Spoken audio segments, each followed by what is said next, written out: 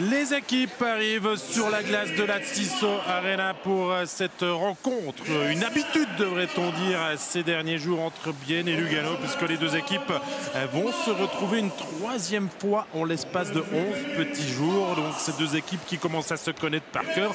Pas forcément beaucoup de vidéos pour appuyer, simplement pour le HC Bienne de côté. Stopper l'hémorragie, c'est 5 défaites en cours et surtout cette saison à côté, le fait aussi d'être à domicile et de ne plus savoir gagner. Et pour Lugano, un déplacement important parce que Lugano, depuis que Doug Shedden est là, vous l'avez vu de dos avant, les Tessinois vont nettement mieux. Ils sont remontés, ils sont actuellement 4e à égalité d'ailleurs avec Zug, Davos, Genève, tous à 66 points. Et si le résultat est favorable pour les Luganais, ils pourraient se retrouver ce soir à la 2e place du classement de Ligue Nationale A et vraiment faire oublier leur début de saison difficile sous les ordres de Patrick Fischer.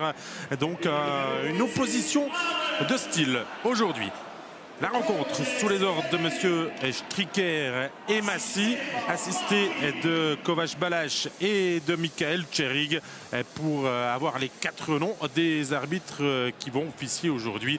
Perl Harlbrand, top scorer, à la recherche de sa confiance, à la recherche de beaucoup de choses. Perl Harlbrand, peut-être même d'un club pour la saison prochaine. De l'autre côté, Fredrik Pettersson a ravi depuis quelques matchs maintenant le maillot de top scorer. Il pointe avec 36 points, un de plus que Linus Klassen, son coéquipier de ligne, puisqu'il forme une triplette redoutable encore avec Tony Martensson. Kevin Schlepfer est toujours sur le banc zélandais. Vous l'avez entendu avant avec Stéphanie Meria, que Kevin n'est pas remis en cause. C'est vrai, on peut le comprendre à ce stade de la saison. Maintenant que Bienne est fortement distancé par tous ses adversaires, à 10 points d'écart entre Langnau avant-dernier et Bienne dernier, ça ne sert pas forcément à grand-chose de tout chambouler. Autant attendre la finale des play-outs et voir ce qu'il va se passer, parce qu'on parle de finale des play-outs, c'est dur d'imaginer bien pouvoir terminer à la 10e place et quasiment encore avoir son mot à dire.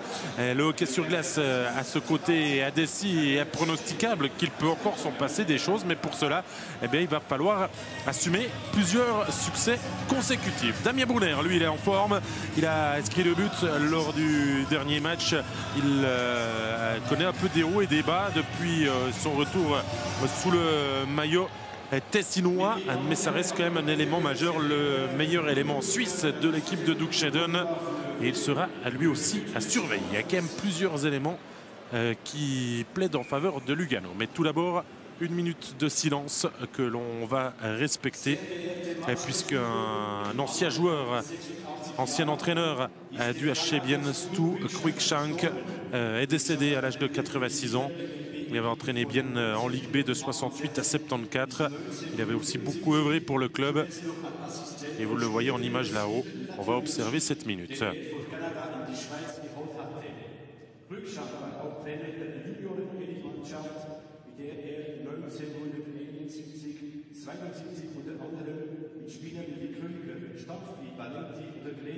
Schweizer Meister wurde. Der Zivilspiel der Familie von Stu Cruikshank herzliches Beileid aus. Mesdames, Messieurs les visiteurs du match, l'ancien joueur de hockey canadien Stu Cruikshank est décédé à l'âge de 86 ans. Cruikshank avait entraîné l'équipe de Bienne en Ligue nationale B de 1968 à 1974, en dernier lieu comme coach assistant de l'entraîneur-joueur Steve Latlovich, qui l'avait fait venir du Canada en Suisse. Cruikshank avait aussi été entraîneur de l'équipe des juniors élites, qui était devenu champion suisse de sa catégorie en 71 à 72, et où évoluaient entre autres des joueurs nommés Köliker, Stamfli, Valenti ou Kredel. Le HC adresse ses sincères condoléances à la famille de Stu Cruikshank.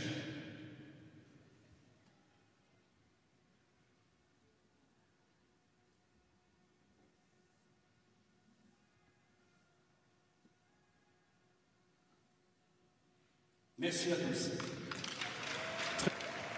Très belle minute de silence et bel hommage aussi rendu par le speaker pour ce grand monsieur du hockey canadien qui a œuvré en Suisse une bonne partie de sa carrière. Il a formé des grands joueurs, vous l'avez peut-être entendu, avec Licker, Stempfli, Valenti ou Greder qui sont passés sous ses ordres à l'époque.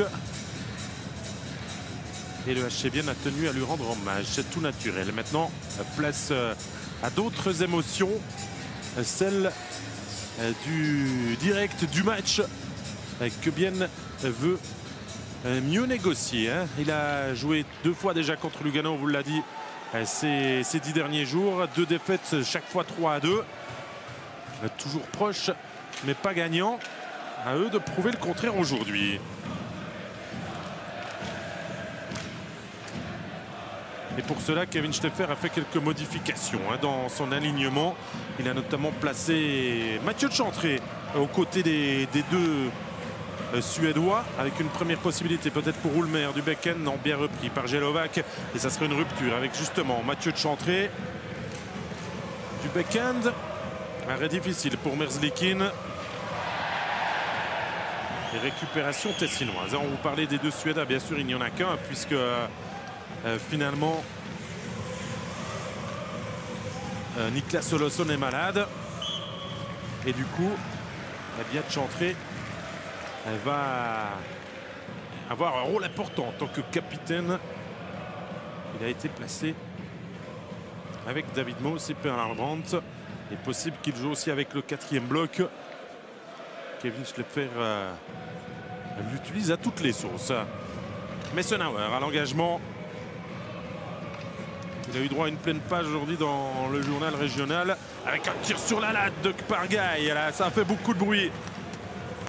La première minute de jeu et les montants de Simon Ritz ont déjà tremblé.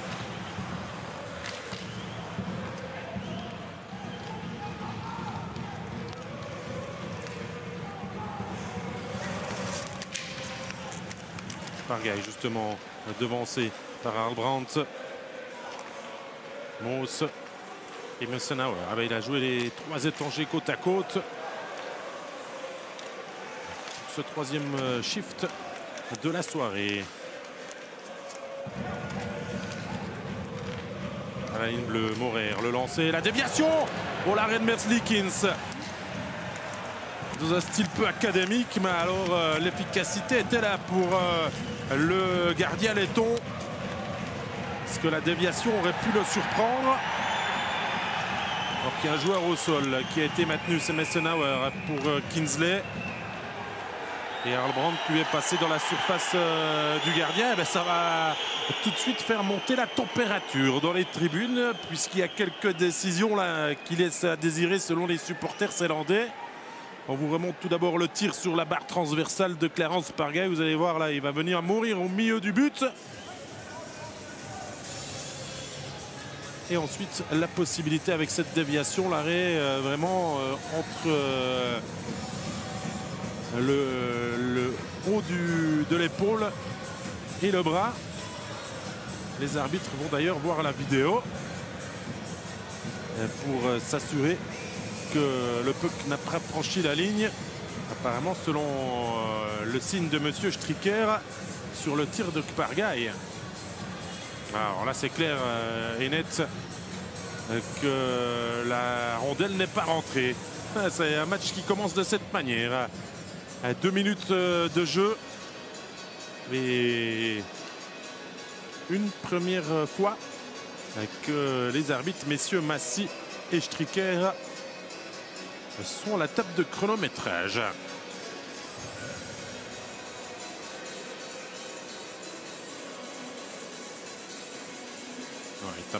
Il tape bien devant, on l'avait vu en direct.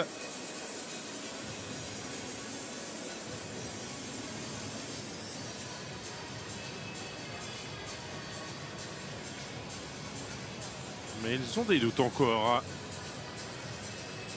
Bon, ça va nous permettre de parler des absents aujourd'hui, puisque Kevin Fay, Anthony Rouillet et Stanislas Oransky sont avec Ajoie.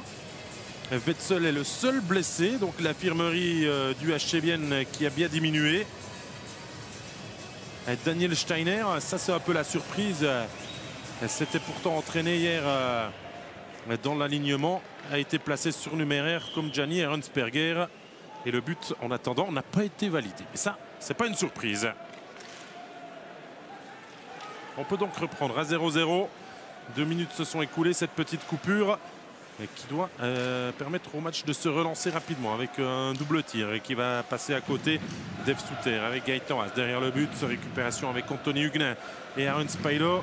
Les Biennois reprennent le contrôle du puck, mais disons pour une courte durée, puisque les Tessinois, avec cette passe qui traverse toute la glace, repartent à l'offensive avec Greg Hoffman. Le lancer et la parade sans trop de problèmes pour Simon Ritz. Il a re-signé. Il est devenu le numéro 1. Préféré à Lucas Meili, dont l'avenir est encore flou. Il connaît un nouveau départ aujourd'hui.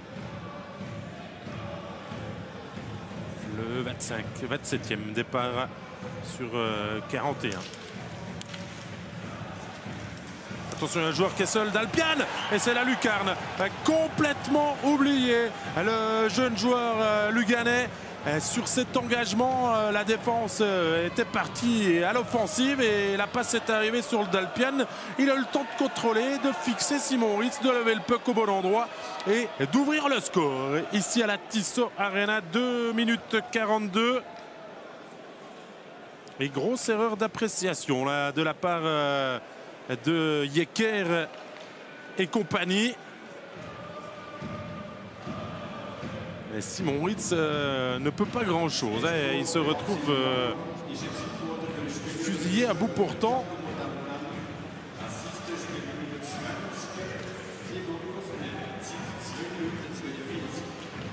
Et à 6 pour Costner. 1-0 donc pour les visiteurs. Et bien une nouvelle fois qui entame le match du mauvais côté. En étant mené, ça ne les aide pas à retrouver la confiance. Chantré joue avec Lutti et Yogi. Avec ce tir, attention, Merzlikins se permet quelques jongles avec sa mitaine pour tenter de bloquer le puck.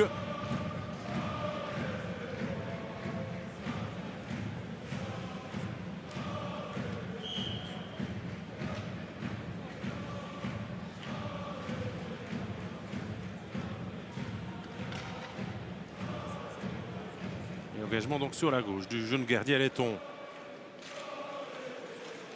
Le tir sur engagement 2 fois pour David Moos. Ça c'est l'autre mal hein, qui ronge le HC Vienne, c'est le nombre de tirs très élevé et le pourcentage d'efficacité est tout petit. Peterson bousculé par le retour de Mauro Dufner. Hein, il a soigné ses adducteurs et il retrouve l'alignement. Alessandro Chiesa avec Frédéric Peterson. Clazen, Peterson au sol, le tir, le rebond. Oh, c'est un joueur qui est venu de l'arrière. C'était Martenson qui a voulu effacer le gardien. Et il a tiré par-dessus. Sinon, ça faisait 2-0 sans que Bienne ne soit vraiment rentré dans la rencontre. Il a touché Simon Ritz, il a sa part dans cet arrêt. Mais il y a beaucoup trop d'espace, de passivité au sein de l'arrière-garde des hommes de Kevin Schleffer. Même pas 4 minutes de jeu et 2 joueurs qui se retrouvent seuls devant le gardien. Ça ne doit pas arriver.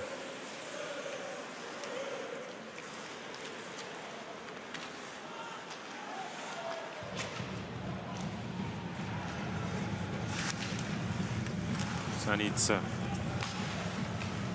Ligne bleue récupérée.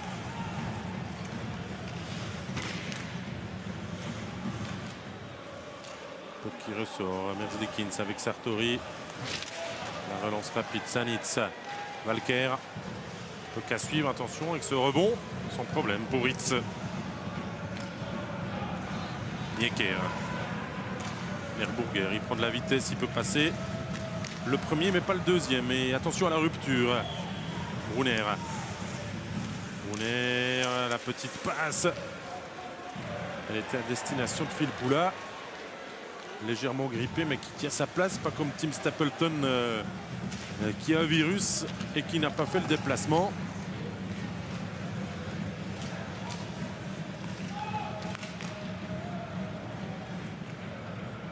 Beauclerc.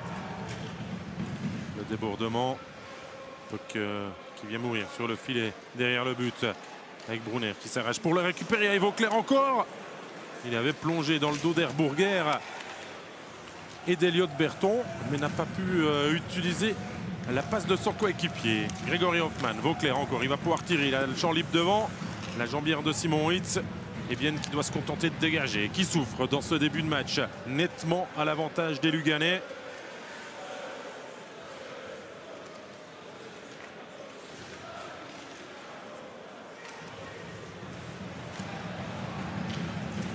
Regardez là encore, en zone neutre, Jelovac au sol. Et Grégory Hoffmann, qui était pourtant en touch shift, a pu encore pousser ce puck. Dalpian, qui rejoue depuis quelques matchs avec Lugano. Il a été rappelé Dalton où il avait été placé. Et aujourd'hui, buteur.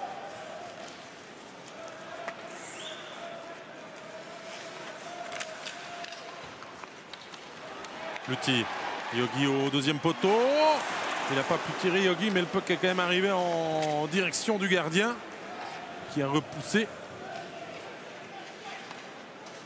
avec quelques difficultés. Roy. Retour de Messenauer qui permet de reprendre le puck et d'essayer de remettre de l'ordre, des idées dans le bon sens dans les esprits biennois.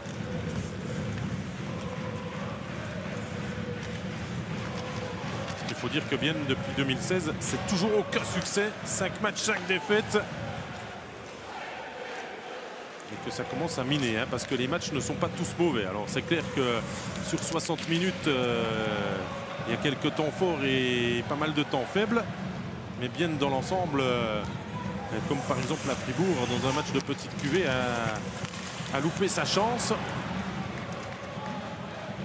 Contre Lugano, il n'était pas loin non plus les 2 fois. Et pourtant, ça ne paye pas. Ils récoltent aucun point. Ils se sont fait distancer par un Langnau en grande forme, lui, depuis le début de la nouvelle année.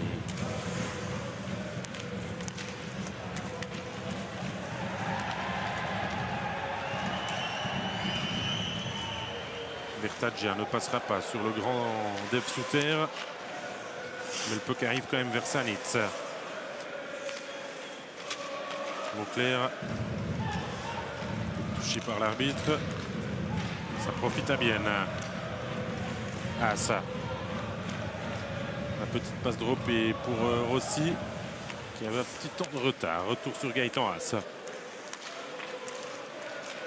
qui va devoir travailler là puisqu'il y a un contre. Il se lance pour éviter une situation délicate. C'était Ulmer qui était parti là aux avant-postes. Ouais, attention, Souter, il prend des risques avec une relance dans l'axe.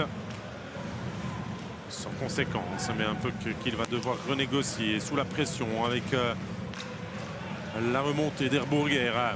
Erburger, il attend du soutien, il va contourner le but, laisser le puck derrière lui. Arrivé après coup de Eliott Berton. Le duel avec Brunner. Avantage pour le Tessinois. Une courte durée. Avec un dégagement interdit. Pourtant, l'idée était bonne de Nicolas Steiner de relancer tout de suite sur Erburger. Mais la passe est un peu appuyée. Et ce dernier a loupé son contrôle. Le puck a filé tout droit. Et l'on revient devant Simon Ritz.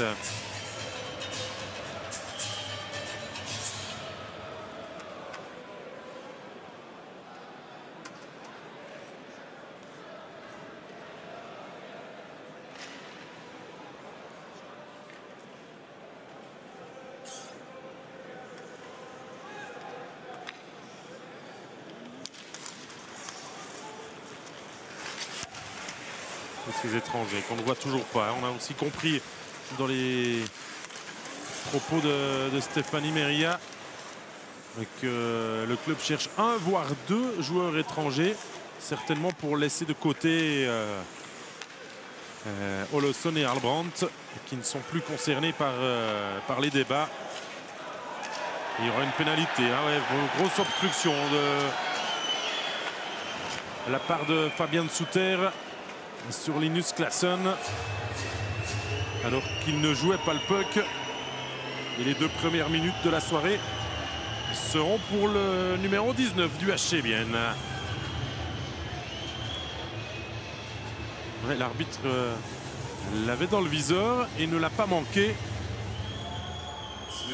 Et possibilité pour Lugano, hein, qui a un powerplay, on va dire, qui peut faire mieux. 9e simplement de la Ligue avec 17,33% d'efficacité. Mais c'est clair que depuis que Pettersson revient en forme, là, sur les 5 joueurs qui sont sur la glace, il y a un potentiel et un danger qui peut venir de partout, mais malheureusement, Lugano n'en profitera que 10 secondes, puisque un Luganais va sortir pour cette crosse au visage d'Eliott Berton.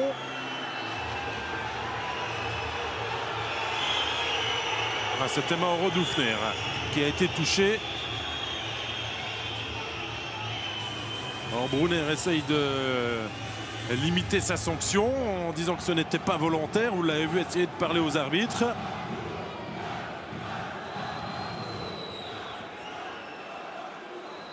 Maintenant, le quatuor arbitral est en discussion pour savoir si c'est 2 minutes ou plus.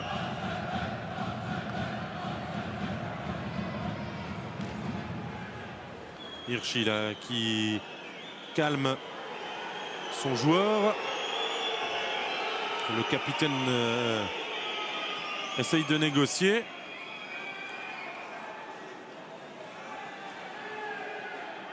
Ouais, non, le geste est là, hein.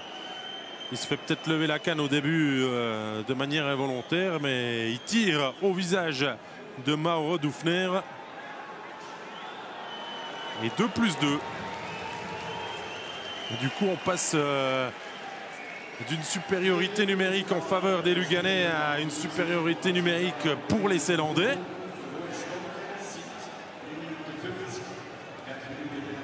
Et Bienne va chercher l'égalisation.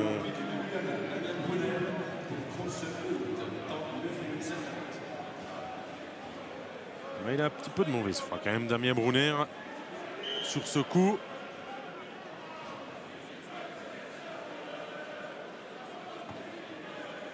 Il aura le temps de se calmer, puisque Bienne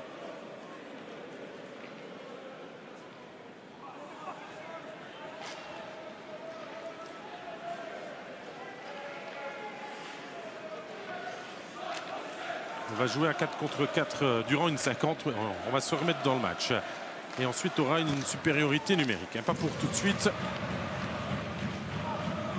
On se laisse un petit peu distraire par ce qu'il se passe à côté. Et 4 contre 4, ça donne des espaces à Klassen et Pettersson. Justement, possession du puck. Récupération Messenauer. Pettersson bousculé. Et le bras de l'arbitre qui se relève encore une fois, décidément. Le début de match était correct et là, on s'enflamme. Il a fallu une première faute pour que les autres suivent. Et c'est Morer cette fois-ci pour coup de crosse qui va sur le banc. Ouais. Là aussi, pas grand-chose à discuter. Pettersson avait l'avantage. Et ça ne plaît pas à Kevin Schlepper, même pas contre les arbitres, plutôt contre son équipe. Ce genre de faute ne sert à rien.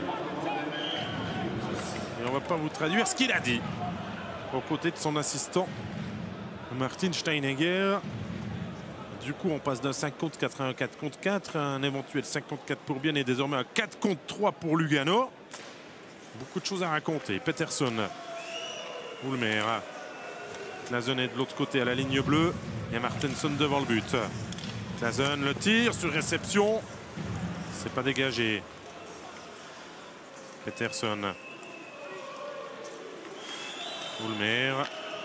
Claesson va prendre sa chance. C'est le poteau qui sauve Simon Ritz. C'est la 12e fois qu'il touche du bois, les Tessinois. Claesson. Peterson se replace. Martenson. Le sniper Peterson. Et on vous l'a dit, il fallait le surveiller parce que lui, il a une arme infaillible. Et quand il arme, eh bien, ça fait souvent mouche. Et là, ça fait surtout 2-0 pour Lugano. Face à Bienne sur cette supériorité numérique à 4 contre 3. Alors que Claesson avait ajusté le poteau quelques secondes auparavant.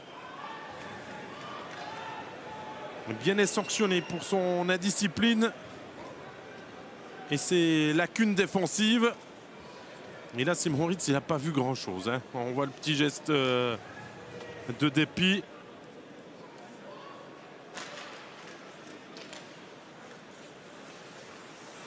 Et Lugano s'installe confortablement dans cette rencontre. Il était le favori logique. Il en assume pour l'instant les conséquences de ce début de rencontre.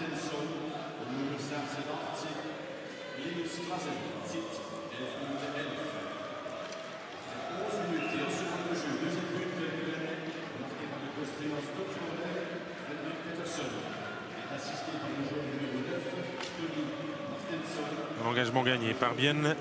Derrière, Jelovac ne peut pas en profiter pour rester en zone offensive. Bienne est obligé de reculer pour mieux repartir. Là est la question. Wellinger avec Souter, le tir.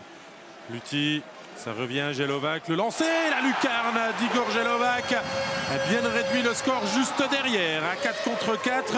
Les Biennois n'ont pas voulu cogiter trop longtemps et se sont remis, on va dire, marche en avant comme ils devraient le faire plus souvent. Et cela porte ses fruits. Merzlikins là aussi ne voit rien. Ce puck qui passe entre deux joueurs et qui vient dans la lucarne du gardien letton. Jelovac, c'est pas un grand buteur, mais c'est vrai que quand il a la possibilité, il prend sa chance de la ligne bleue et il marque son premier but de la saison.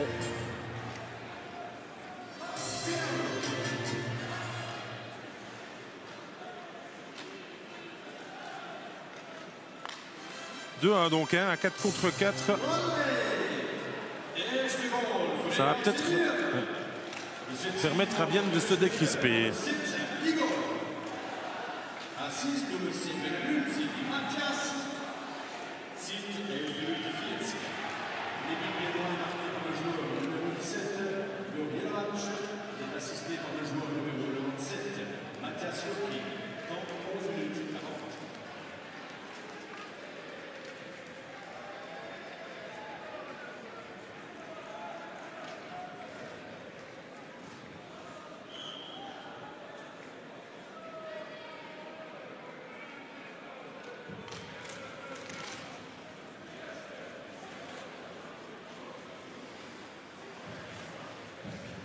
Claesson, passeur sur le 2-0.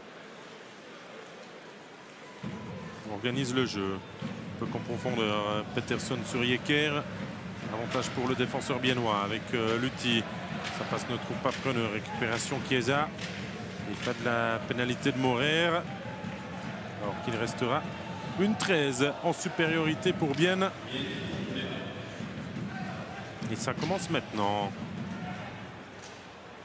Avec Valker là, qui s'offre un petit sursis en zone offensive avant de penser à se replacer. Spailo, le tir. Il a attendu le dernier moment de se cacher derrière Vauclair pour tirer. Merzlikins a pu dévier par-dessus. Spailo, lui aussi n'est pas certain d'être prolongé. Bienne cogite encore beaucoup au niveau de ses étrangers. Alors s'il paraît évident que les deux Suédois vont partir, qu'en est-il de Moos, Messenauer et Spailo? Il y avait peut-être un petit quelque chose. Reuil oublie le puck. Et bien ne s'en sort pas si mal. Messenauer avec Moos. Moos De l'autre côté, il faut installer le jeu de puissance. 15 secondes encore. Spilo. Messenauer, le tir. Merzlikins rebond. Le puck pour Messenauer et ça finit au fond. Il a plongé David Maxime Messenauer pour inscrire le 2 partout. Et Vienne revient dans la course grâce à ses étrangers. Tiens, pour une fois, ça fait plaisir à le dire aussi. Spilo, Moos et Messenauer nous concoctent cette réussite à 5 contre 4. Les situations spéciales ont leur importance en ce début de match. Hormis le 1-0 d'Alpian, tous les autres sont tombés avec un homme de plus sur glace. Lancé de Messenauer, Moos qui parvient à faire traverser ce puck devant Merzlikins et la défense. Et Messenauer qui vise juste.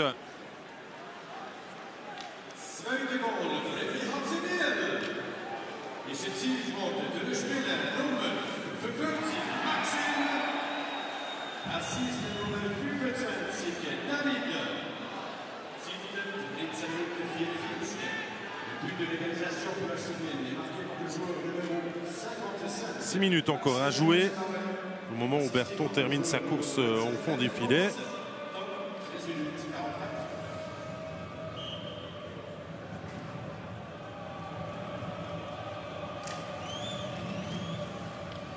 Nicolas Steiner.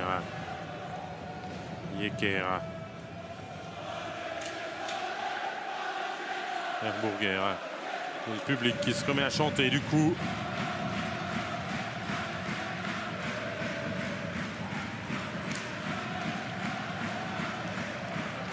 Le lancer. Cette fois-ci, Ritz peut bloquer en 2 temps, mais bloquer quand même.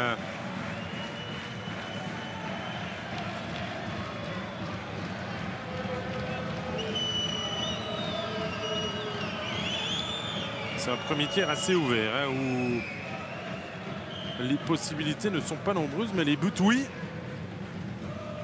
Pas mal de réussite de 2 côtés. On disait que Bien ne transformait pas ses occasions. Mais il a quand même attendu d'être mené 2-0 pour se réveiller.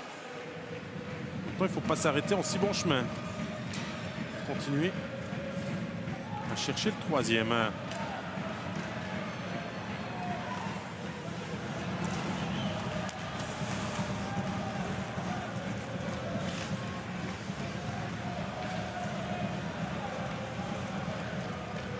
Martinson.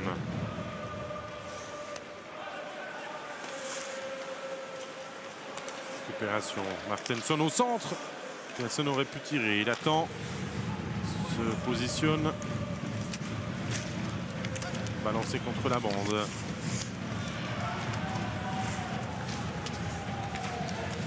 Ulmer, Peterson. Retour sur Linus Klassen. Derrière lui avec Vauclair. La passe était limite. Elle arrive quand même au Jurassien. Contourne le but. Il était peut-être un peu fatigué derrière le contre. Spilo. Spilo la feinte lui aussi. Il y avait Dalpian qui s'était mis sur son chemin et qui l'a empêché de terminer son geste.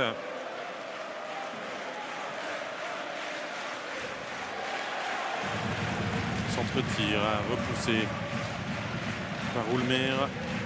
Reuil qui pousse pour Kostner qui assiste. Passe Wellinger. Maintenant on va faire à Jelovac. Lutti qui reste en zone offensive. Sébastien Reuil. Poussette dans le dos. Toujours Reuil. Chiesa. On vient chercher Kostner. On le trouve. Mais difficile de défaire du marquage d'Igor Jelovac. Futur Tessinois lui aussi. Et pour Ambry.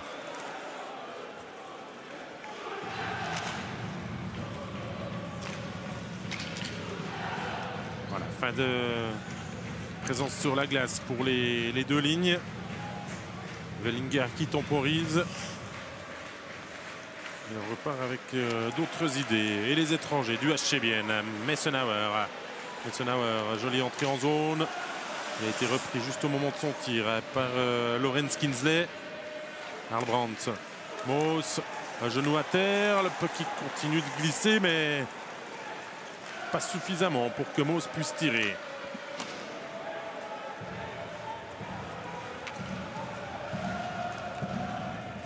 Alessio Bertaggia, la bonne surprise de cette saison. 21 points récoltés pour le numéro 13. Qui a vraiment grandi et mûri. Dufner. Aussi, au duel avec Vauclair, ça revient sur Spailo. Le tir, c'est pas le plus puissant qu'il ait adressé. Aaron Spailo. Mais il a quand même sollicité Elvis Merzlikins, qui fait la parade. Qui ne va mieux.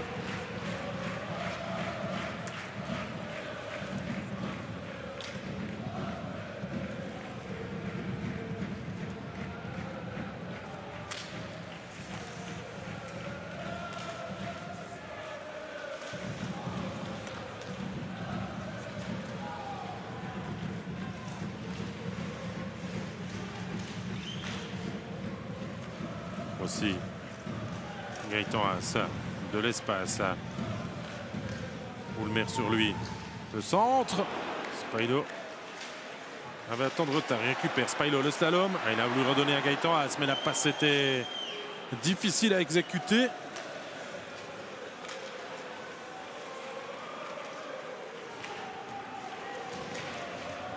Yogi.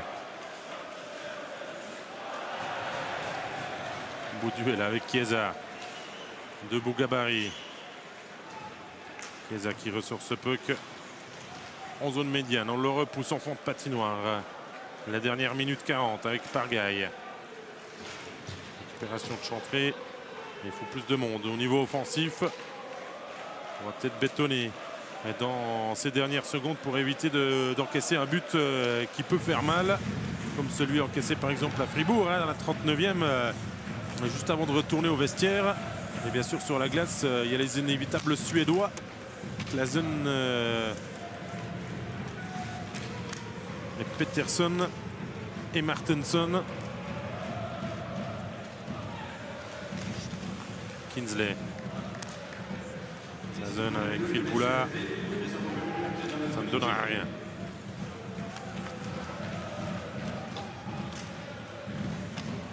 Albrandt il est face, il tire. Merzlikins a repoussé de la jambière et devant le but, David Moos a failli avoir un rebond positif sans vraiment le vouloir. Albrandt, le tir. Et Merzlikins qui s'était avancé à sa rencontre. Il y avait David Moos au deuxième poteau. Albrandt encore. La feinte. Il contourne tout le monde. Et la but de Perl Albrandt. Et bien voilà, un Suédois qui en veut du côté du HC Vienne. La 2 occasions coup sur coup. Et cette fois-ci, il conclut sa deuxième possibilité en slalomant, vraiment au milieu de la défense tessinoise. 12e but, 21e point personnel pour Perl Albrandt. Et bien une passe devant.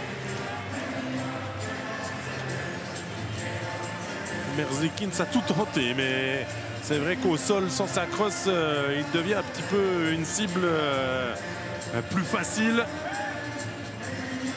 Il a joli numéro quand même de la part de Perl Albrandt.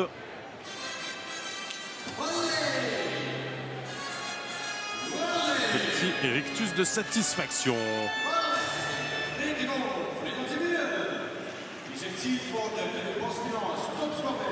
Spailo, 15 secondes à jouer.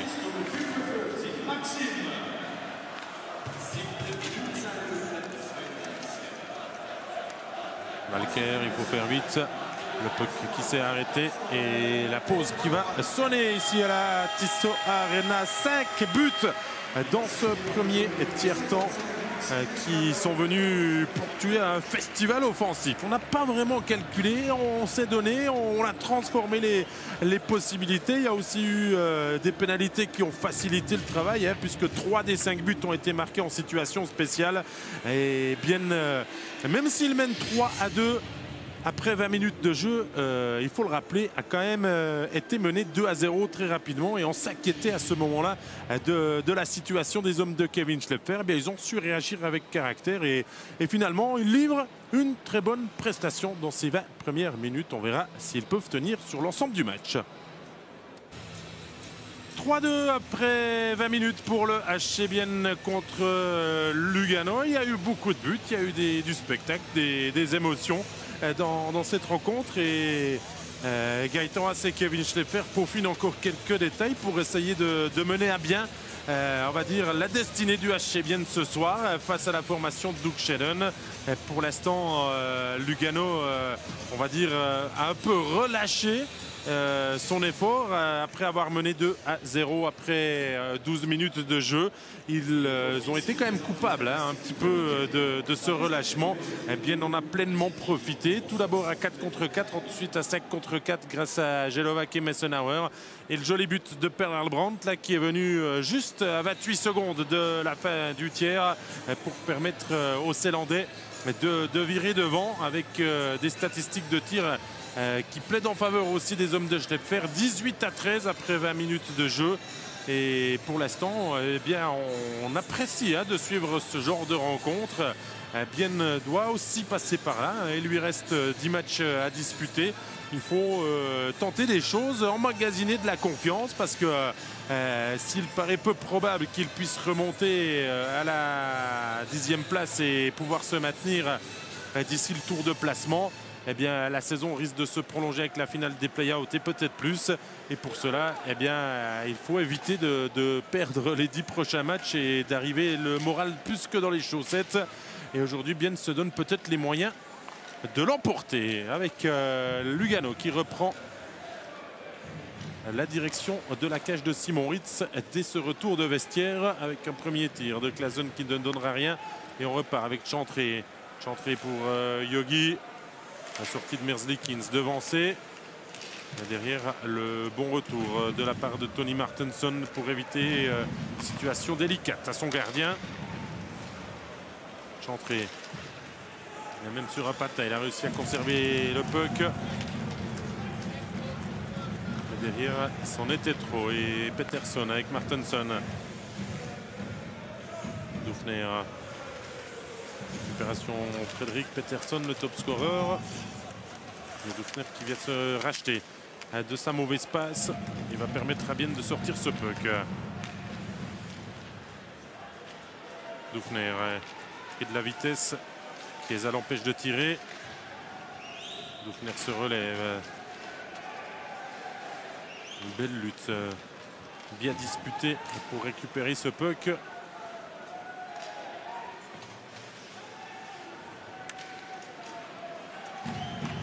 Moos. Qui ressort. Attention, là c'est délicat. Moos a quand même assez d'expérience en tant que mercenaire pour s'en sortir. Chose qu'il a faite. Albrandt pour Messenauer. Arrivée de Moos. Finalement, ces trois étrangers côte à côte, c'est pour l'instant une plutôt bonne réussite. Tentée par Kevin Schleffer. On sait que Niklas Olofsson joue plus parce qu'il n'y a pas d'autre solution. Quand il est là, quand il n'est pas malade comme ce soir. Il faut peut-être le laisser en tribune un peu plus longtemps pour le faire cogiter. Ce serait pas plus mal là. Parce que Moos et Messenauer recherchent un contrat pour la saison prochaine. Aussi. Tentative de passage en force pour Rossi. Passe en retrait. La passe pour Gnin. Il était quand même un petit peu présumé des intentions du numéro 46.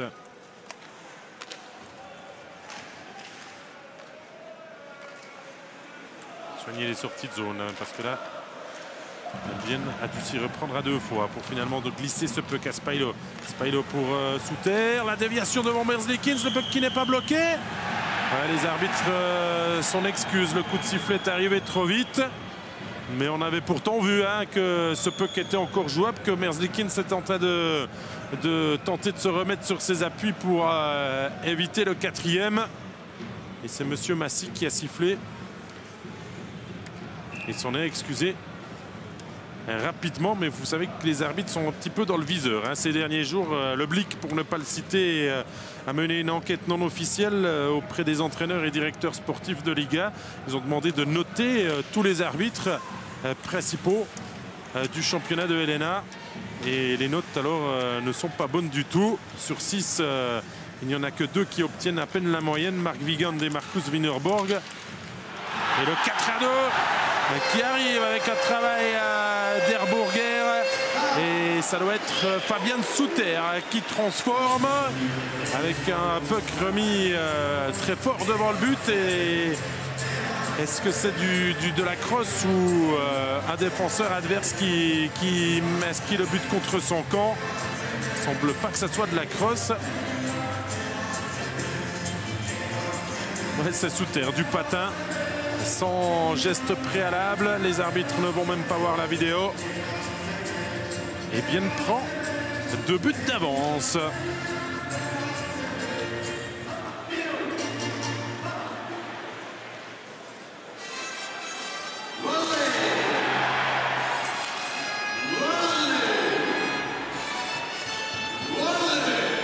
Ouais, je vous parlais donc de ces arbitres.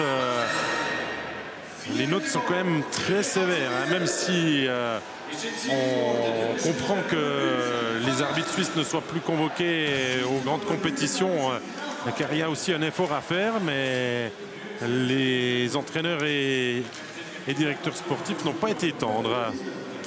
Attention, le tir de Peterson a mis en difficulté Simon Ritz. La zone là s'est mangé une belle droite.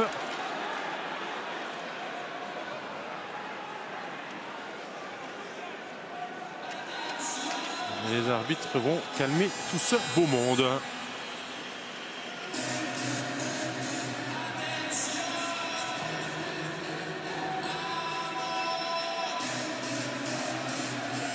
Il ne l'avait pas vu venir, celle-là, Linus Klassen.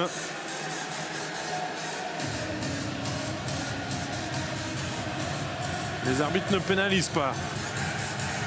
C'est Yogi qui a frappé le Suédois.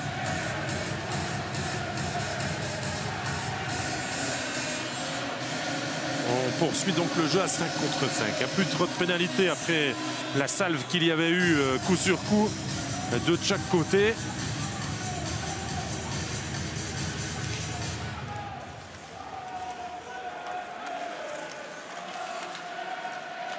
Et cette tendance qui veut que Bienne réussit bien contre Lugano est en train de se confirmer avec la passe pour Messenauer, prise par Marco Maurer.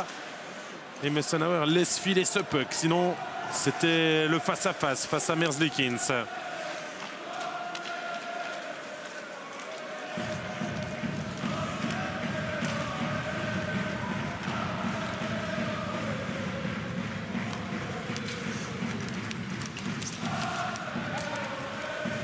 Au centre, Albrandt. Il a levé le puck, c'est pas passé loin de la lucarne. Dufner. Bienne joue quand même bien plus décomplexé quand il est devant, donc à lui aussi dans les prochains matchs d'entreprendre dès les premiers coups de patin d'être concentré et d'être à son affaire pour éviter d'être toujours mené au score. Aujourd'hui ça tourne en leur faveur, mais ça ne sera pas le cas lors de chaque rencontre, hein, ça je peux vous le garantir.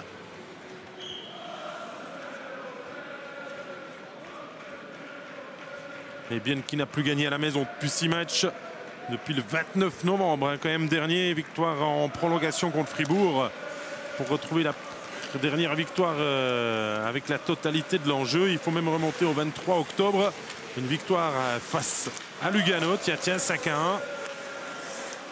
Le tir, le puck dans les patins. On a essayé de lever aussi juste par-dessus la jambière de Merzlikins qui cette fois-ci parvient à stopper l'élan offensif des hommes de Schlepfer.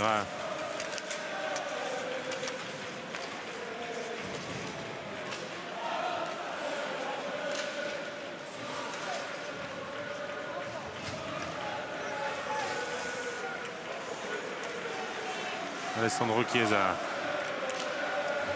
Bargaille. Walker. Souter sera devant lui. Ce puck revient vers la ligne bleue avec Alessio Bertaggia pour Chiesa. Prend sa chance, c'est trop croisé. Bargaille arrive à garder le puck en zone offensive, mais derrière il se met en situation délicate. Et les Biennois qui cherchent de la verticalité dans leur jeu n'étaient pas loin de mettre sur orbite Elliot Berton.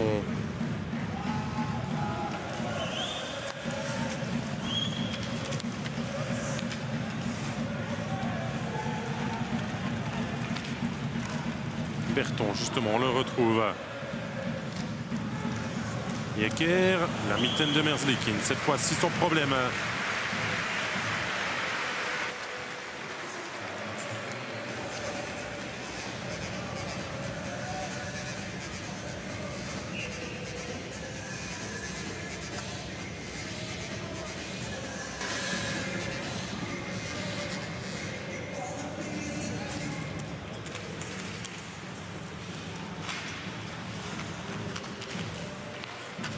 Yogi tire pour une déviation qui n'arrivera pas. Bellinger.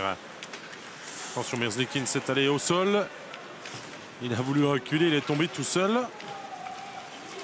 Vienne ne l'a pas vu. La passe au centre. Fabian Luthi a eu un dixième de seconde de retard pour pouvoir en profiter. Brunner rencontre Kinsley à ses côtés. Retour sur Brunner avec le backhand au premier poteau. La jambière de Simon Ritz était au bon endroit.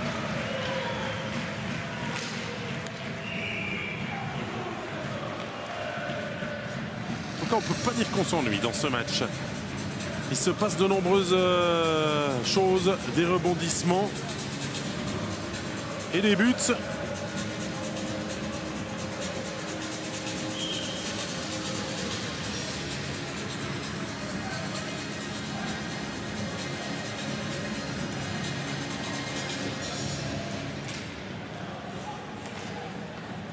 Dalpian, premier buteur de ce match. Récupération David Moos.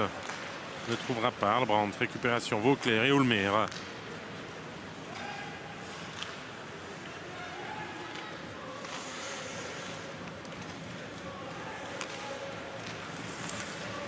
Au centre. Bertaggia était en excellente position. Son tir a été freiné par un joueur qui s'est trouvé juste devant lui, qui a facilité le travail du coup du gardien Ritz.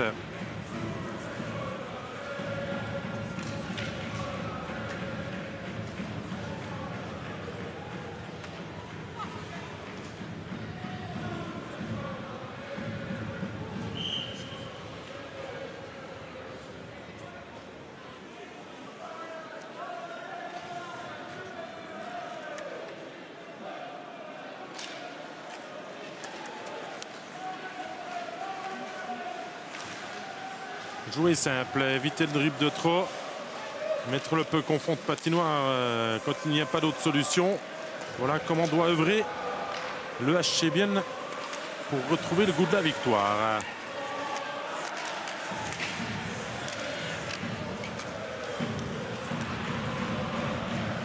Et à la mi-match, tantôt d'ici 2 minutes, il en prend le bon chemin.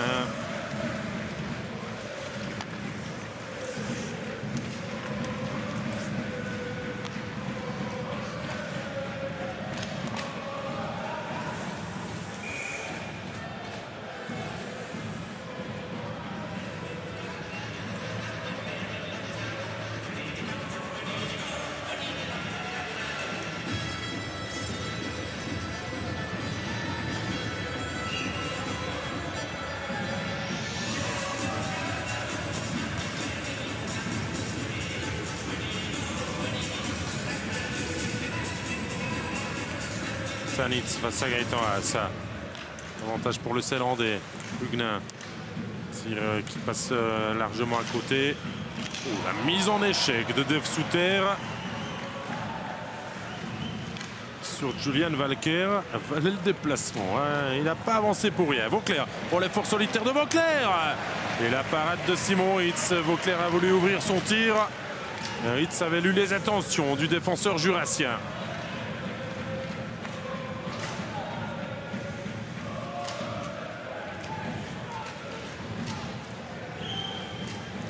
Devant Ritz, attention, ça commence à chauffer. Lugano retrouve quelque peu son envie offensive.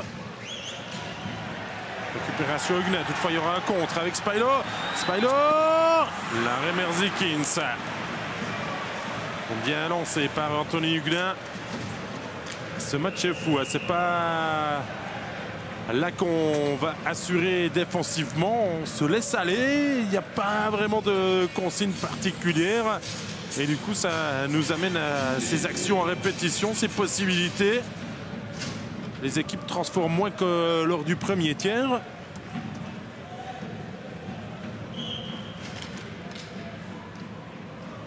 Et on passe surtout d'un côté à l'autre de la patinoire sans trop de problèmes. Sartori.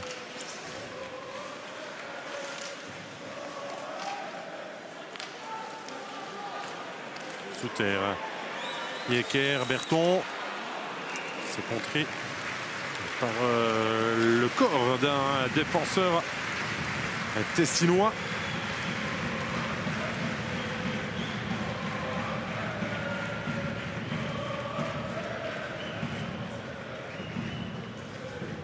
Ça offrira quand même un engagement en zone offensive pour les Célandais.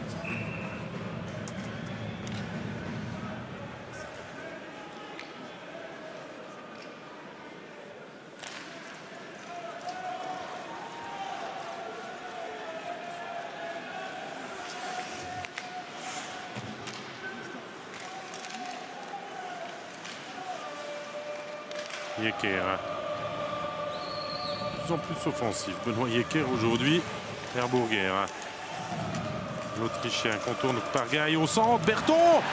Et Merzlikins qui commence à faire les arrêts pour empêcher son équipe de sombrer dans cette rencontre. Là, c'est quand même 3 arrêts en l'espace de 3-4 minutes qui sont décisifs.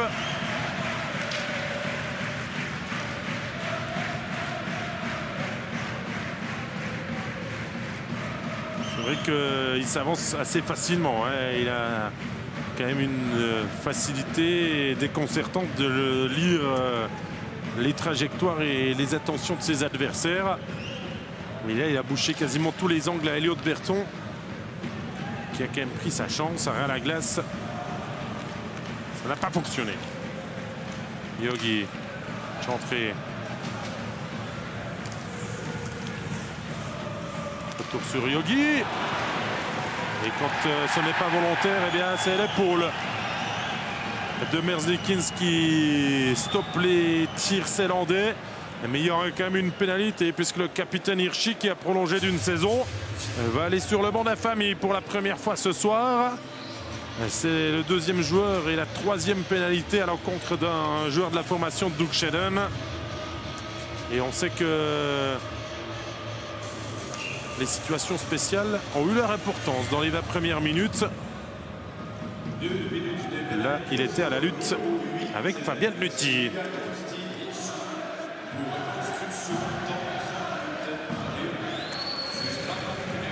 Spyro sous terre, contrôle tir. Merzlikins n'offrira pas de rebond. Bloqué ce tir puissant du défenseur Def sous terre, qui avait été le premier buteur dans cette Tissot Arena et qui a marqué 2 autres buts depuis. Pas un grand buteur, mais il est encore jeune, il apprend la Ligue nationale A. Spyro. Il s'en sort bien sous terre avec Messenauer. Et Merzlikins qui, avec son déplacement latéral, peut faire la parade parce qu'il avait laissé quand même sa cage bien ouverte au moment où Messenauer prend sa chance. Il s'en sort bien, le laiton, qui a poussé Manzato vers la sortie prêtée à Berne et qui est vraiment devenu le titulaire indiscutable, secondé par Victor Östlund, le fils de l'ancien gardien fribourgeois.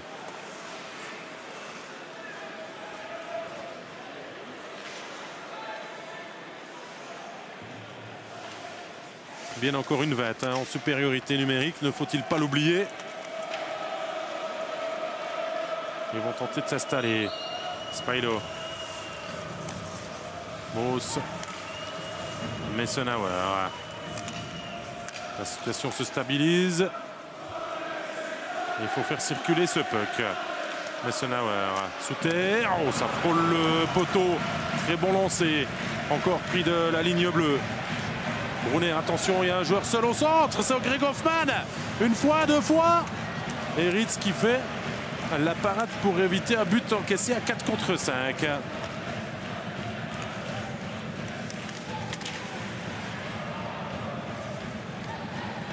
Vienne s'est fait peur sur le coup. Après l'excellente possibilité de depth sous terre, le repli nécessaire n'a pas été pris. Herbourger et goal! C'est allé vite dès l'entrée en zone. Herbourger a lancé le contrôle et la frappe à la glace qui passe entre les jambes d'Elvis Merzlikins. 5-2 pour le HC Vienne. On vous a dit que les supériorités numériques ce soir allaient compter et c'est le cas. C'est le deuxième but en supériorité numérique. C'est le troisième pour Vienne en situation spéciale. Vu qu'il y avait aussi eu un but à 4 contre 4. Et on revoit depuis derrière, on va mieux comprendre. Hein. Les défenseurs là qui se laissent glisser, c'est Chiesa. Et du coup, le champ est totalement libre pour Herbourger qui tire fort, bas et qui a la réussite qui va avec, celle qui fait défaut au HC Vienne depuis de longues semaines et qui revient aujourd'hui au galop.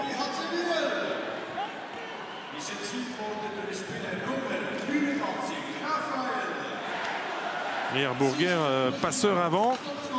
Buteur à présent.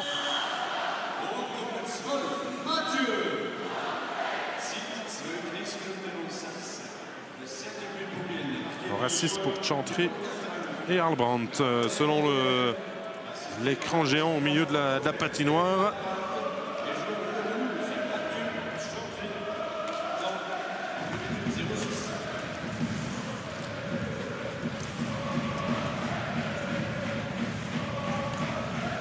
Lugano qui connaît un déplacement difficile du coup.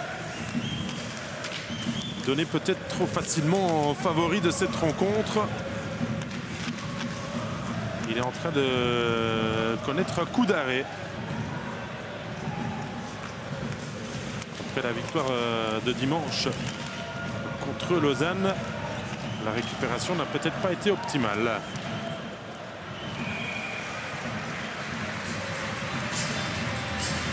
Il y a quand même pas mal de choses à dire aujourd'hui hein, entre le but d'Arlbrandt qui n'avait plus marqué depuis plus d'un mois et qui l'a fêté à moitié avec un petit rictus simplement. Le premier but de la saison de Jelovac, Herbourger, l'Autrichien qui grâce à sa vitesse et son sens du placement se montre décisif pour le 4 et le 5-2. Et Vienne surtout qui a comblé un déficit de 2 longueurs pour infligé désormais là depuis la 12e minute de jeu. Eh bien un Sedan 5-0 au Tessinois.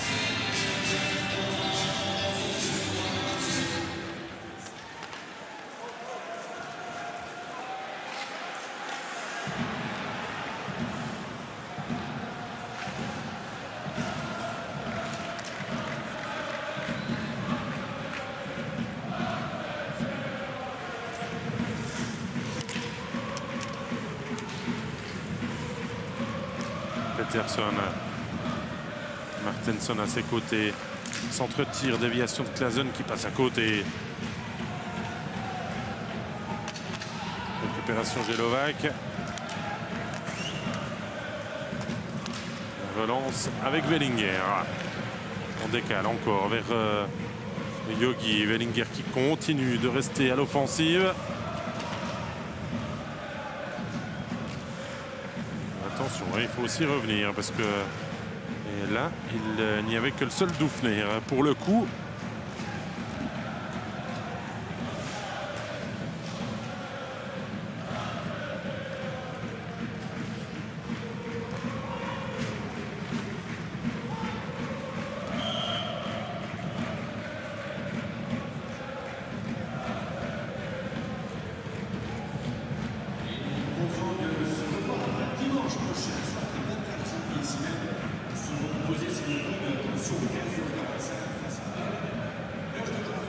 Avec ce dégagement interdit, c'est bien qui revient devant Merzlikins.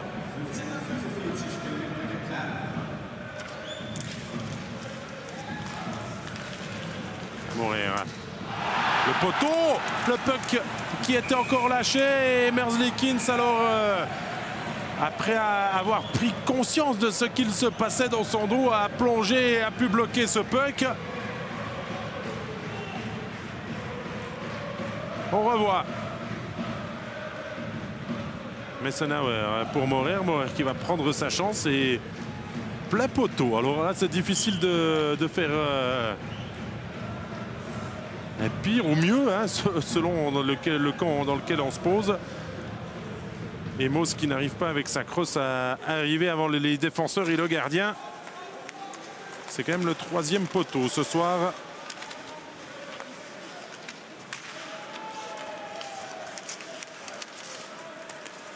Après la latte de Kpargaï et le poteau de Claesen. Ils viennent aussi. Il vient mourir à quelques centimètres près d'un but supplémentaire.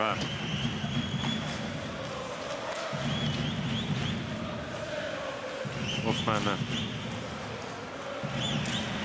La passe pour Moos entre les deux défenseurs. Il a essayé de glisser Albrand. Ça revient vers Massenauer. Massenauer encore derrière. On joue d'une façon décomplexée, mais attention derrière. Brunner est seul. Prend sa chance, ça passe par-dessus. Il y avait peut-être un petit surnombre qui n'a pas été sifflé. Réclamé par le banc. Le banc biennois, bien sûr. Brunner peut-être une deuxième fois en contre, tout seul. Il va se présenter. Mais il n'avait plus trop de jus pour tirer. Il assiste encore, finalement. Brunner passe dans le slot. Pour Bertaggia. Brunner toujours. Kinsley, retour sur Brunner.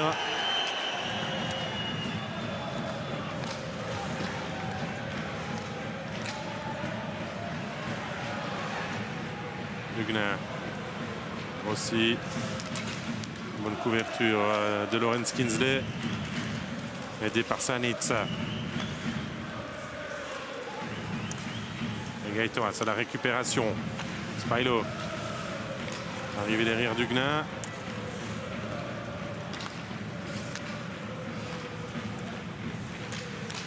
Aussi le tir. Et Merzlikins qui lève ce puck dans le filet de protection. Le public apprécie le spectacle proposé ce soir à la Tissot Arena.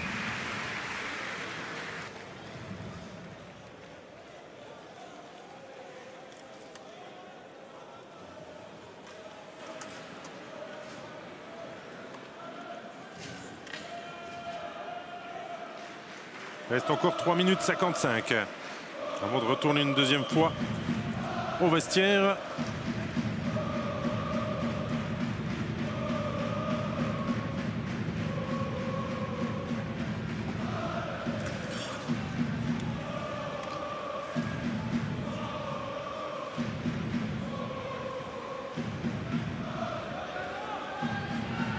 Discussion avec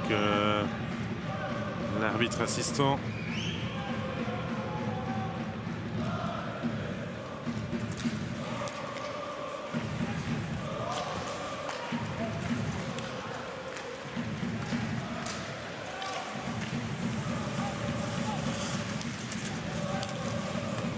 Herbourger, l'un des tout meilleurs biennois ce soir.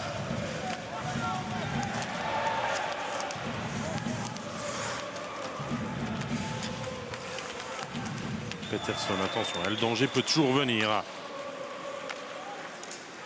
Ulmer, Vauclair, le lancer, pas de déviation, Peterson au sol. Petit mot tout doux, très tendre envers l'arbitre. Il se relève pour jouer.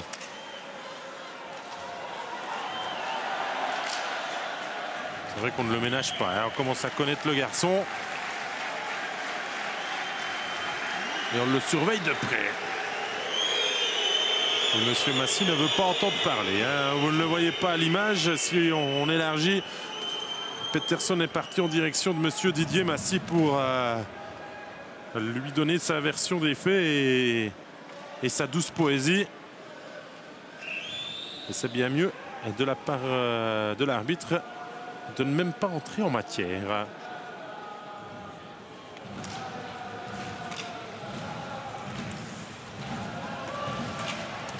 Attention, centre-tir Brunner était à la réception, mais le puck lui a échappé.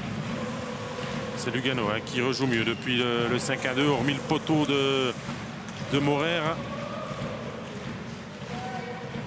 Les Tessinois sont peut-être plus proches du 5-3 que du 6-2. Même si tout est tellement ouvert dans cette rencontre que tous les scénarios possibles sont envisagés.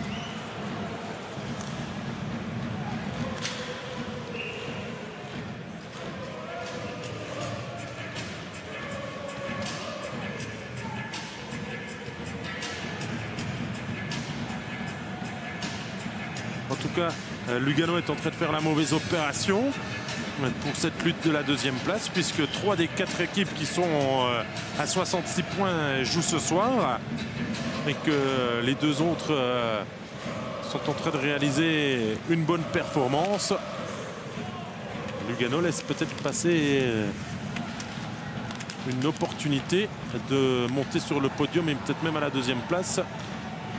Il y en aura peut-être d'autres, mais ils ont plus de matchs que leur adversaire, puisque Lugano a 39 matchs, Genève 37, Davos 38 et Zouk 36.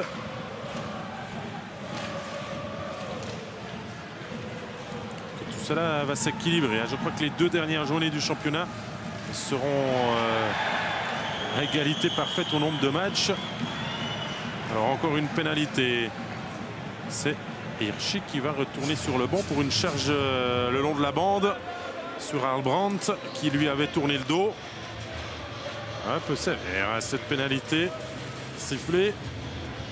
Et elle offre un powerplay à Bienne. Le 3e powerplay de la soirée et pour l'instant c'est du 100% de possibilités de but. Est-ce que Bienne va continuer d'afficher des statistiques très hautes? Déjà qu'il a un bon powerplay. Le 5e de la Ligue avec près de 21% de réussite dans cet exercice. Il a en tout cas 1,51 à disposition avant la fin du tiers et 9 secondes au retour des vestiaires si pas concrétisé avant. Ça commence un peu mal puisque Martenson récupère ce puck.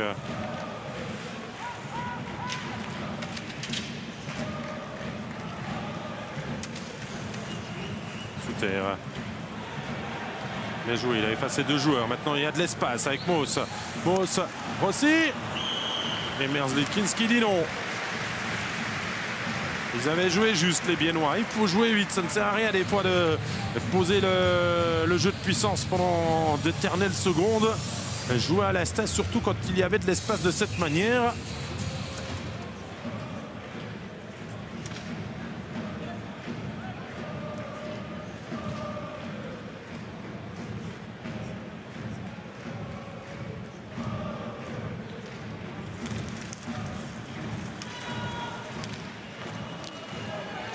Brunner. Hoffman. La déviation sur le poteau. C'est Alessandro Chiesa là, qui avait le but tout ouvert et qui tire sur le poteau. Ça a son importance. Car bien derrière peut définitivement tuer le suspense. Serbourger. Chantré, Arbrandt. Huguenin, Arbrandt sur le côté, goal. Oh, c'est superbe. La vision de Gaëtan Haas, mais l'action en général est de toute beauté. Là, il faut se lever et applaudir pour ce que le HC Bienne vient de proposer.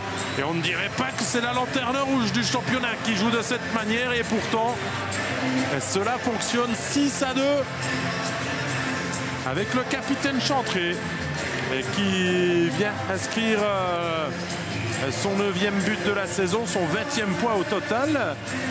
Sur une passe, en tout cas, il y a un premier assist de Gaëtan Haas, ça c'est une certitude.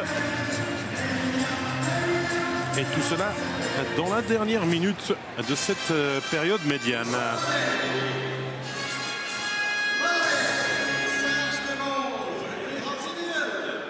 D'abord le poteau, on vous a dit, ça a son importance.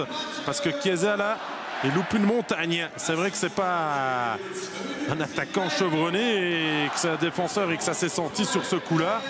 Et juste derrière, eh bien Bienne crucifie son adversaire, mène désormais 6-2. Et à 6-2, plus rien ne semble pouvoir leur arriver. Hein. Si Chiesa marque le 5-3, là l'histoire elle est différente. Car Bienne, même s'il joue très bien ce soir, reste fragile. Mais Bienne a fait le plus dur et Bienne surtout se fait plaisir. Je crois que c'est ça le mot d'ordre.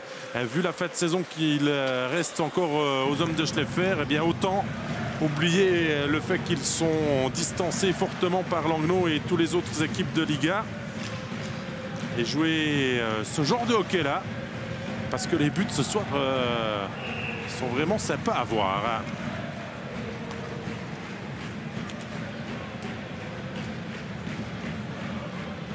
Ça va donner une bonne bouffée d'air, que d'enlever les 3 points, que d'oublier les 5 défaites consécutives, que d'oublier les 28 défaites en 41 matchs. On parlait aussi d'un triste record, hein, celui que Rapperswil a établi l'année passée en étant ensuite relégué, mais en saison régulière c'était 43 points récoltés par Rapperswil. Alors Bienne n'y est pas encore et peut encore faire pire. Il va passer à 39 s'il s'impose d'ici 20 minutes et 5 secondes. Mais attention à ne pas s'emporter, même si tout fonctionne aujourd'hui.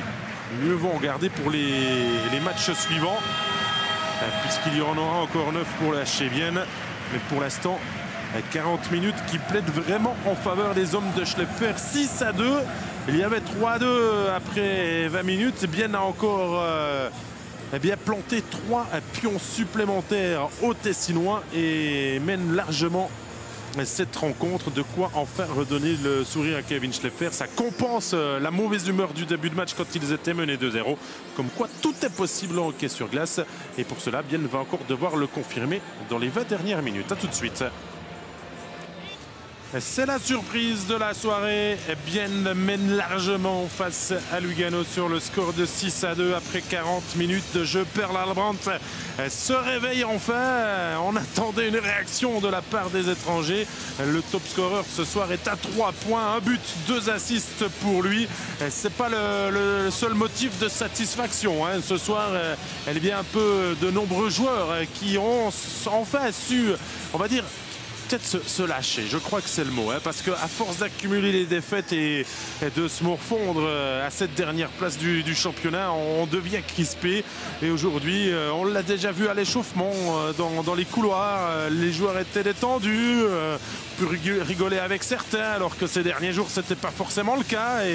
Et voilà, sur la glace, ils ont su amener ce plaisir de jouer. Et le dernier but, hein, celui inscrit à 5 contre 4 par Mathieu de Chantré, est un modèle du genre.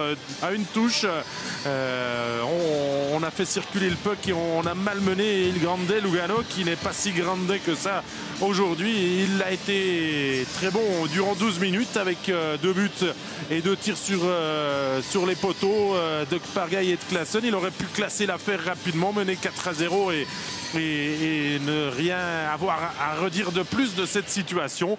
Eh bien non, Bienne a su attendre son moment et le saisir pleinement. Et ce moment s'est présenté à 6 reprises. Et Bienne aujourd'hui a un taux de réussite assolant, hein, 100% d'efficacité en power play.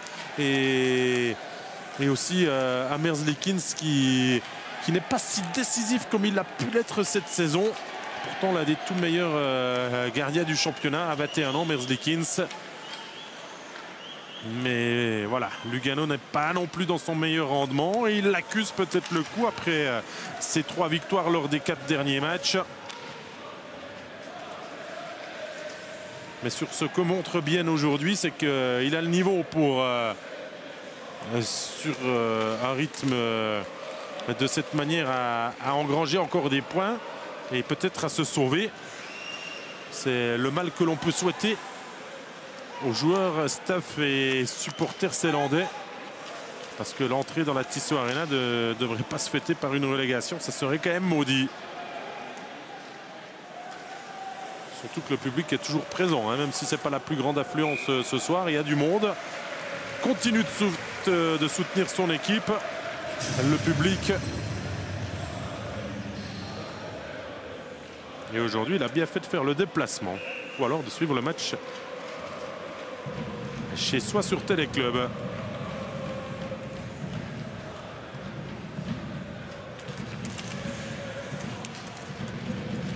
Kinsley avec Bertaggia qui remet sur Walker. Sanitz, retour sur Bertaggia. Walker, le centre contré par les patins de Dave Souter.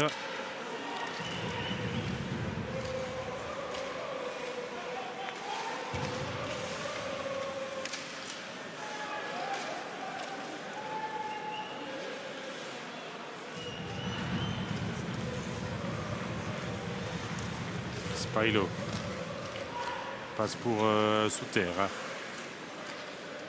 qui lance Herbourger qui se fait subtiliser le puck par Ulmer qui tente de le remonter et qui le récupère. Ulmer qui va aller se présenter seul face à Ritz. Ritz qui va au sol et Ulmer qui ne transforme pas. Où est ce puck? Ritz a dû le bloquer, mais alors on ne sait pas comment ni où. Parce que la cage semblait ouverte pour Stéphane Ulmer dans son solo suite à cette erreur de Benoît Yecker. Ah, il a tiré sur le poteau lui aussi. Ça, c'est terrible. C'est terrible. Énorme occasion de manquer. C'est quand même le 4e tir sur le poteau d'un joueur tessinois ce soir. Pargay, Klassen, Chiesa et Ulmer à présent. Ils vont en faire des cauchemars parce que là, il avait fait le plus dur en couchant Simon Ritz qui était dans une position bien délicate. Et il restait un petit espace. Il n'a pas su loger le puck au bon endroit. Et on reste à 6-2. Avec la réaction peut-être de Martenson qui tire sur Ritz, plein centre.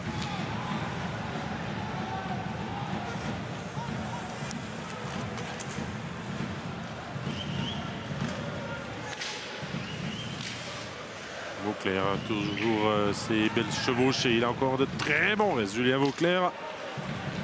Et il fait plaisir à voir. Bellinger tente de l'imiter avec moins de réussite.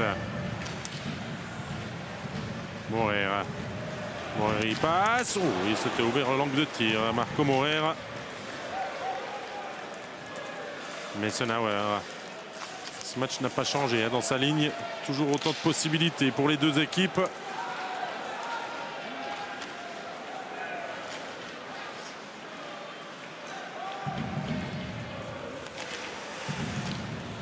Morer ne tire pas, laisse glisser ce puck jusqu'à Dufner.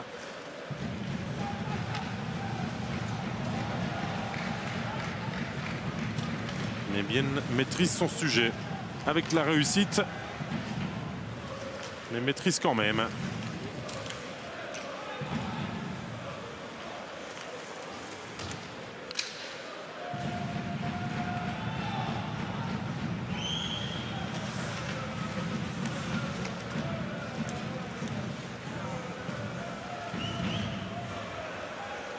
Hoffman, Damien Brunner. D'autres solutions que de viser Simon Ritz. Mais il est à son affaire, le gardien zélandais.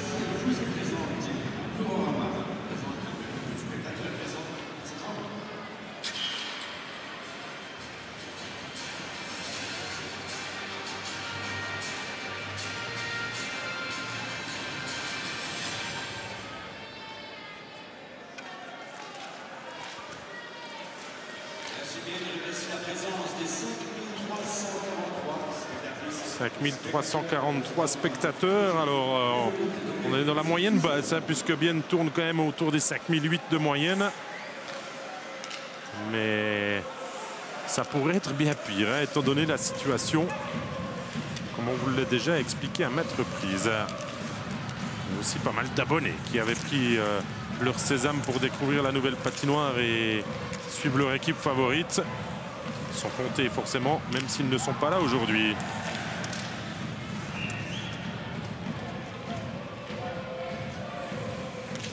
Donc quand même, on a les lancers après 2 tiers. C'est 37-25 en faveur de Bienne.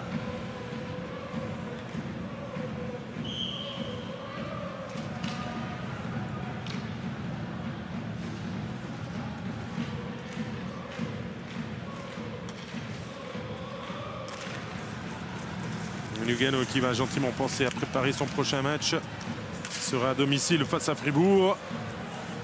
Alors que Bienne a une période de 3 matchs à la maison d'ici fin janvier. Pas de réduction du score. Alors que les filets ont tremblé, mais c'était les filets extérieurs. Bienne donc contre Lugano aujourd'hui. Berne dimanche à guichet fermé. Comme quoi ça sait encore attirer les foules. Et contre Zurich le 30 janvier prochain. Voilà pour les prochaines échéances des Zélandais.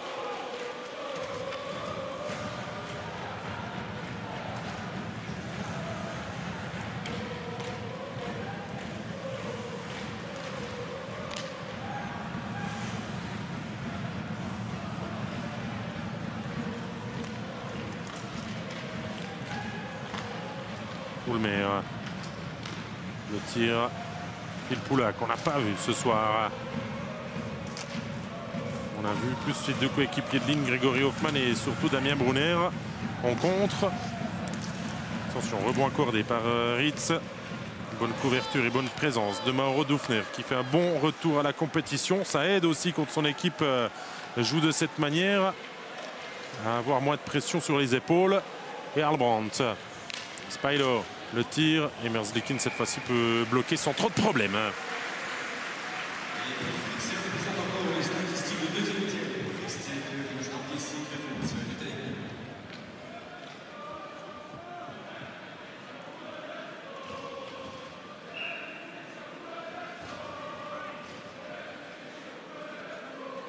On a aussi regardé, Bienne n'a marqué qu'à une seule reprise cette saison, plus de 6 buts. C'était lors de la première journée, une victoire 7-3 à Cloton. Alors qu'ils avaient été aussi menés en début de rencontre. Sinon, c'est toujours 5 buts au moins inscrits par les hommes de Schleffer. Donc c'est aussi une petite sensation à ce niveau-là, au niveau offensif. Preuve que tout fonctionne à merveille ce soir. Oulmer. Oh là, la faute de Rossi, elle sera pénalisée. Il a retenu avec le gant la lanière du casque et il l'a clairement presque mis KO. Et on joue à 6 contre 5 avec Frédéric Pettersson qui a reculé pour relancer les affaires et peut-être sauver un petit peu plus l'honneur de son équipe. Mais Lugano n'arrive pas vraiment à avancer. Regardez, le pressing de Rossi n'est pas pourtant très agressif. Claesson. Pettersson. Derrière lui, il a Brunner. Le tir, ça va revenir vers Claesson. Martensson, Vauclair. Le décalage sur Pettersson qui prend sa chance dans un angle très fermé. Claesson. Le centre-tir. Et cette fois-ci, le chronomètre va pouvoir s'arrêter à 12 minutes 40 de la fin de cette rencontre. Et Mathias Rossi va aller sans sourciller sur le banc d'infamie. C'est le 3e biennois ce soir.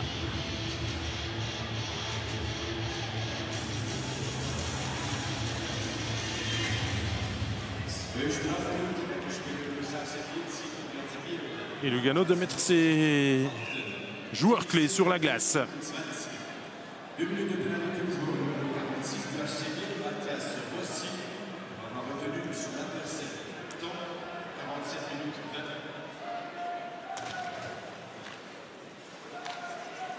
Filppula, Pettersson, Brunner. Son tir n'est pas parti comme souhaité. Morer va peut-être pouvoir dégager ses couleurs. Non, c'est bloqué à la ligne bleue. Deuxième possibilité derrière pour Dufner. Cette fois-ci, l'occasion est saisie de grappiller quelques secondes du bon côté de la glace, mais ça revient vite avec il arrive Filppula. Le slalom du Finlandais. Le puck lui échappe quelque peu. Et Pettersson n'est pas à la ligne bleue avant que le puck ne ressorte. Retour du Suédois avec Filppula. On installe ce jeu de puissance. Claesson. 40 secondes se sont déjà écoulées. Martensson, Brunner. C'était pour Pettersson. Il ne s'attendait pas que la passe arrive. Elle a surpris tout le monde. Brunner. Pettersson. Cette fois-ci, le jeu de puissance parfaitement installé. À Lugano de trouver la solution face à des Biennois bien regroupés devant Simon Ritz. Claesson. Tony Martensson. Retour sur Claesson. Brunner. Pettersson, Claesson. Filppula. Peterson, le sniper, non, c'est contré. C'est le joueur qui tire le plus, hein. Frédéric Peterson, on ne vous le cache pas, c'est plus de 170 lancés déjà à cette saison.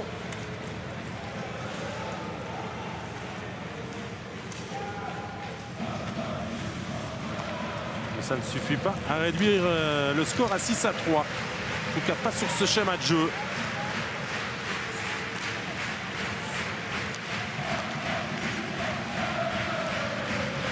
Et dans 10 secondes, retour de Mathias Rossi. Simon Ruiz n'aura pas eu à faire de big save, à moins que celui-ci n'arrive avec le débordement. Toujours de Julien Beauclerc.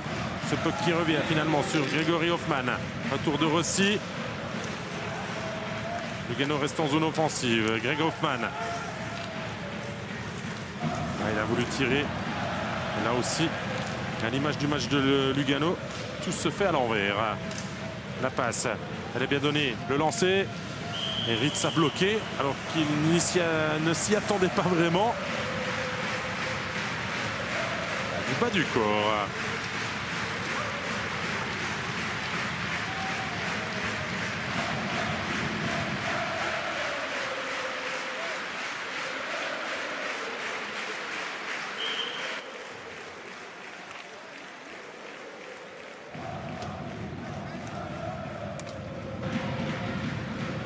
Dalpian à l'engagement. Il le fait ressortir en sa faveur, mais ce puck finalement arrive sur la crosse de David Moss. Pas fait un mauvais match non plus David Moss, hein, mais c'est pas la recrue qui émerveille tout le monde. C'est un travailleur, mais bien a surtout besoin d'un buteur pour cette fin de saison. Et on a appris que Maxime Lapierre était sur le marché.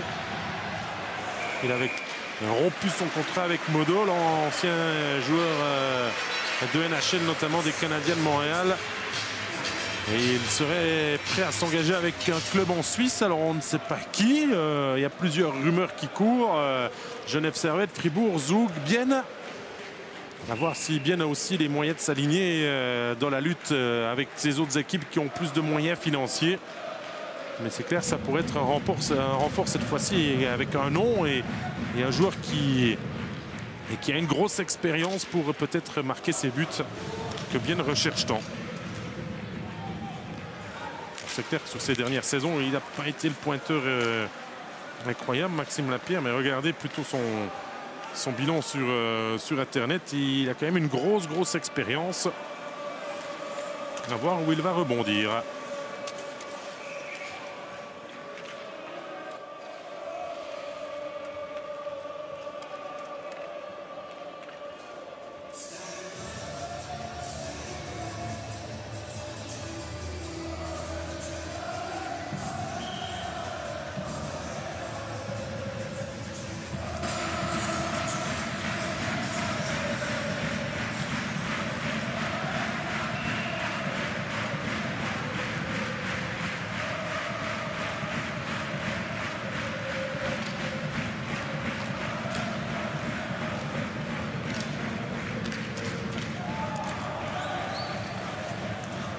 Chiesa relance directement sur Yogi.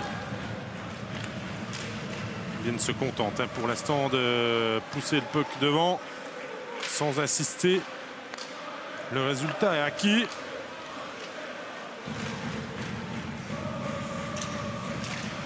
Simplement soigner aussi peut-être le goal average, parce que s'endormir ce soir en pensant qu'on a infligé un sonnant 6-2 à Lugano aide franchement à dormir beaucoup mieux.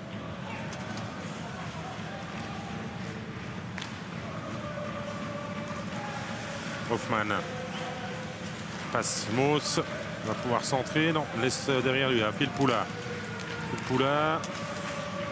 Pas de solution, peut-être avec à la ligne bleue Steve Hirschi. Voici service, ça vient de l'autre côté avec Clarence Kpargaï, l'ancien biennois. Le puck qui ressort avec Karl Brandt et Messenauer. Ça sera un contre. 2 contre 1. Mais c'est Brunner qui est revenu faire le deuxième défenseur pour aider son équipe à ne pas encaisser le 7e.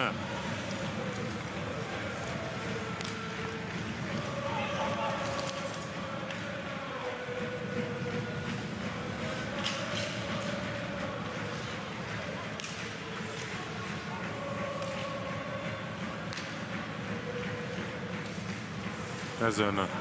Puck n'est pas ressorti. Ce n'est pas lui de peu. Ulmer. Peterson. Le rebond. Et pour Raphaël Herbourguer. Et la remontée de puck pour Elliot Berton. Le Français est bien pris par Vauclair. N'a eu aucune chance, mais bien reste quand même en possession de la rondelle.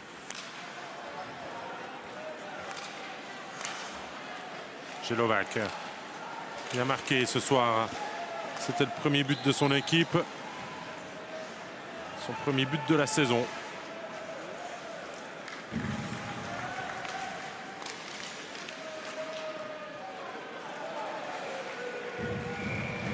Merzlikins relâche et revient sur son idée.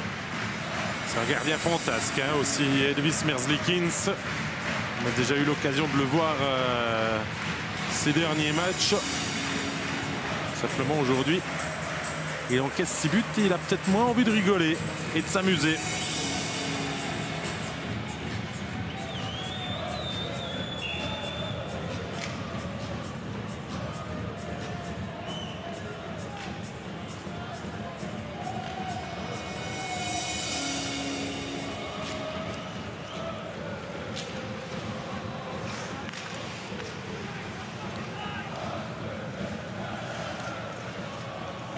Spilo.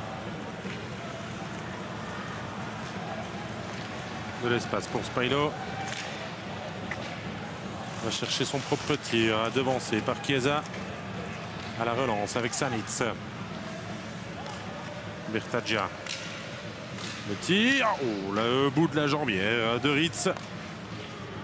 Tir surprenant puisqu'il a été dévié. Encore Ritz qui repousse cette fois-ci du plateau. Sartori. Pas de déviation. Et Souter qui sort ce puck. Gaëtan qui vient le travailler là juste devant le banc biennois.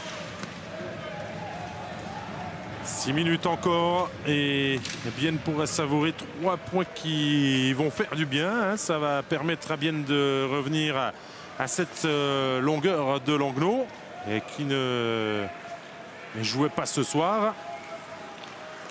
Mais surtout d'oublier une période de disette de 5 matchs, 6 même les matchs à domicile qu'ils avaient perdus consécutivement.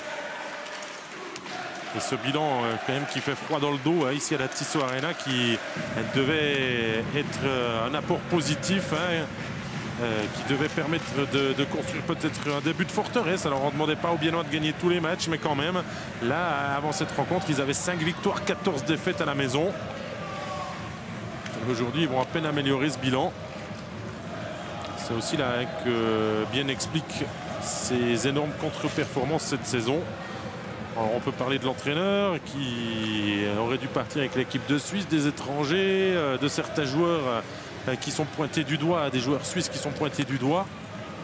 Mais si à la maison, vous ne faites pas respecter la logique, vous n'avancez pas au classement. Parce qu'à l'extérieur, Bienne, c'est pas forcément mieux. C'est 7 victoires, 14 défaites. Mais se sont peut-être trop mis la pression aussi dans cette nouvelle enceinte.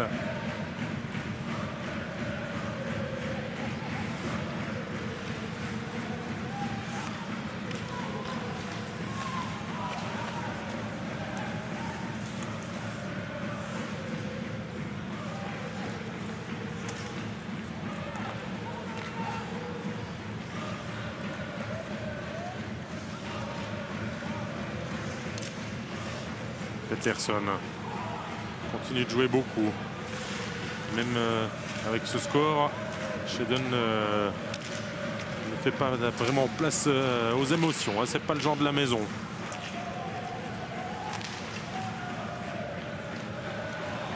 Herbourguer, il a contourné Vauclair face à Merzlikins.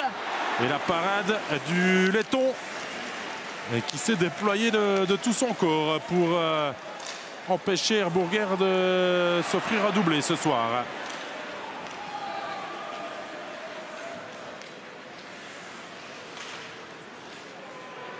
Mais cette vitesse de patinage d'Herbourguer n'est pas assez exploitée.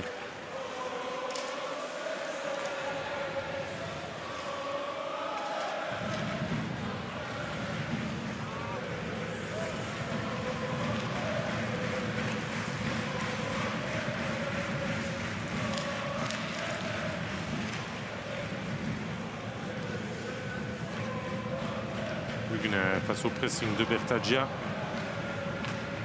Match solide défensivement. Hein. Si l'on enlève ses 10 premières minutes où Bienne a commis 2-3 boulettes, c'est aussi important de bétonner derrière et de retrouver une certaine assise défensive.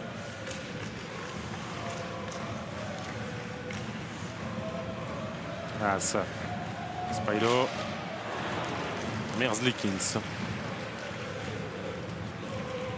Le temps qui file hein, dans ces dernières minutes. Plus trop d'arrêt de jeu. Yogi, tir contré. Bellinger va revenir vers Chantré, son capitaine.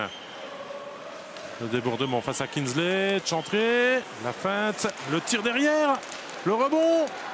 Et ça frôle le poteau gauche. Tentative en 3 temps. On a dû hacher bien.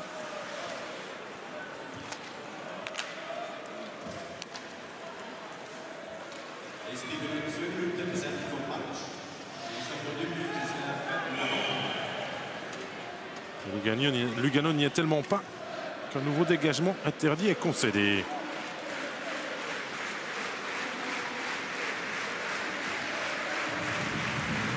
On va voir la possibilité hein, et l'arrêt tout en extension de Merzlikins avec le gant.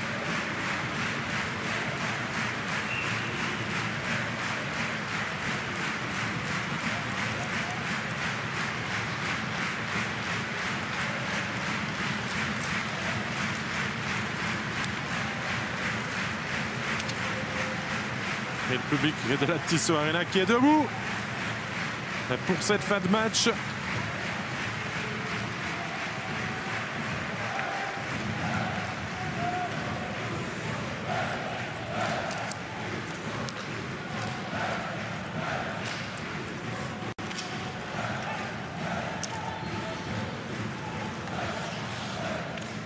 La mauvaise passe et Massenauer qui entre en zone.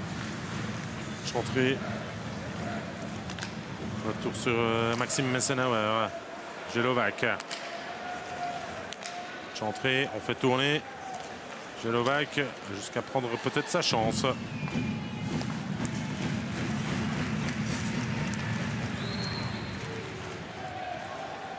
Sortie avec Diego Cosner. Pour Hoffmann, il n'y aura pas de dégagement interdit, mais ce puck sera zélandais s'il le négocie bien à 3 contre 2 derrière le but. Dufner. Moos essaye de contourner Sartori. L'arrivée de Chiesa. Messenauer, 37 secondes encore. Bien continue d'appuyer. Morer, le lancer. Encore une fois, ça passe pas loin. Ils auraient pu égaliser. Le plus grand nombre de buts marqués, c'était contre Cloton, on vous l'a dit avant. 6-2, c'est un résultat bon à prendre, on vous l'a dit. Maintenant, que peut-on dire hein, de la suite à souhaiter aux deux équipes? Eh bien, pour bien de confirmer contre Berne dimanche, dans une ambiance qui sera surchauffée, hein, de par le fait que ça sera guichet fermé et par ce succès qui va redonner de la motivation à tout le monde. Et pour un derby, vous savez qu'il n'y a pas vraiment besoin de se motiver comme ça. Elle vient toute seule. Et pour Lugano, eh bien simplement d'oublier cette rencontre qui était peut-être celle de trop par rapport au dernier match livré, de la fatigue qui avait été accumulée. Et ça s'est ressenti aujourd'hui. Mais les plus forts aujourd'hui, eh bien, c'était le HC Bienne qui s'impose brillamment 6-2 à la maison face à HC Lugano qui n'aura existé que l'espace de 10 minutes ce soir, les 10 premières de la rencontre. Et pour le reste, eh bien, Bienne a su laisser passer l'orage parce qu'à 2-0, en plus Lugano avait tiré 2 fois sur les montants, ça aurait pu être un score bien plus sévère. Et Bienne a surtout été excellent ce soir en supériorité numérique. 3 possibilités 3 buts, 100% d'efficacité dans ce domaine. On a retrouvé aussi Perl Arlbrand, 3 points, Herburger 2 points et surtout le but à se souvenir, c'est le 6-2, le dernier but de cette rencontre tombé à la 40e minute de jeu. Un modèle du genre à une touche de puck et Chantré qui est à la conclusion.